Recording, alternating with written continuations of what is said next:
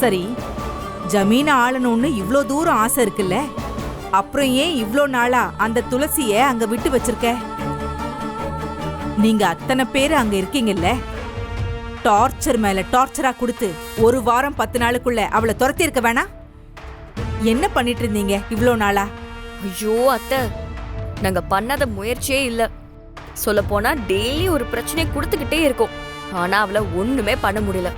நான் ஆச்சாரத்தை கிட்ட அவளை போட்டு கொடுத்தாலும் அவங்க நாங்க சொல்றது எதையுமே நம்ப மாட்டேங்கிறாங்க.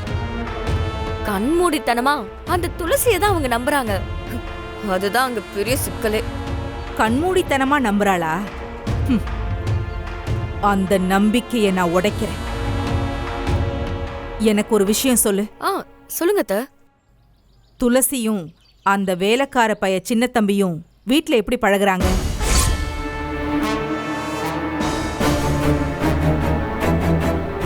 அன்னைக்கு அபிராமி சின்ன தம்பிய சவுக்கால அடிச்சால, அப்போ துளசி குறுக்க வந்து தடுத்தா.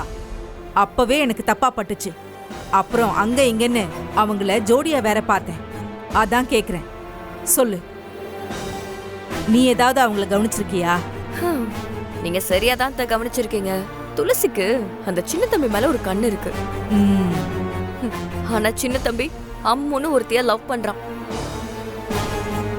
லவ் பண்றான்னு சொல்றதை விட அவ மேல பைத்தியமா இருக்கானதான் சொல்லணும்.